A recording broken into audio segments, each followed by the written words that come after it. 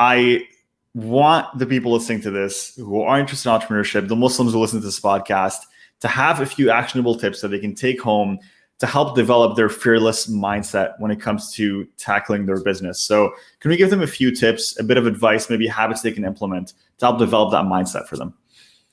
Well, again, I'll take a few of my NLP sort of training, and NLP stands for neuro-linguistic programming. Neuro meaning understanding the way we think, linguistics, the language we use, programming is the habits that we perform and use over time. Obviously, we can go into subconscious mind, conscious mind.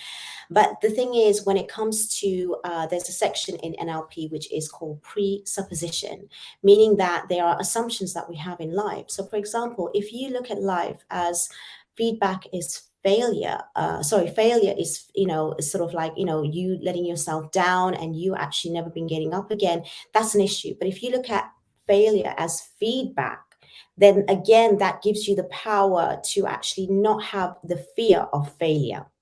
Okay, so failure is feedback, and knowing that whatever resources you need is already existing around you, it's already there.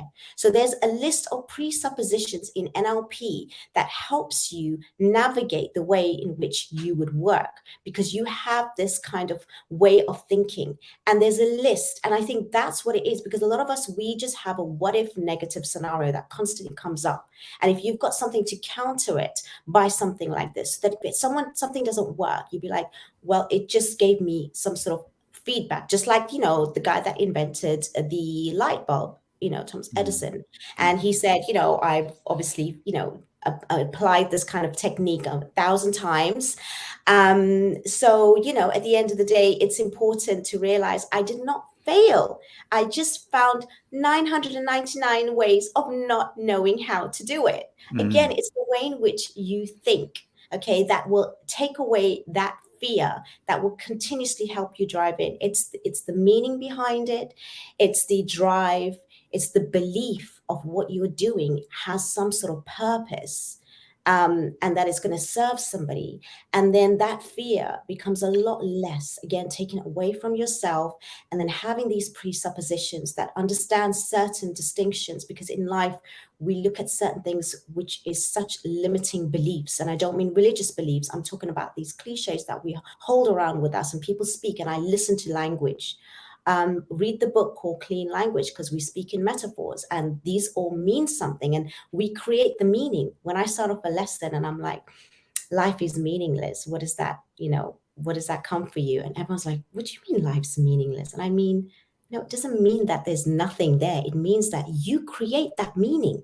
So you can create failure into something which is going to help you continue. And you can create fear as in something that, yes, it's there, but is it really going to make me be stuck and still and hold me back and move 10 steps back? Or is it going to be actually that the fear is there, but that just means I need to do this because it's something I can't stop thinking about.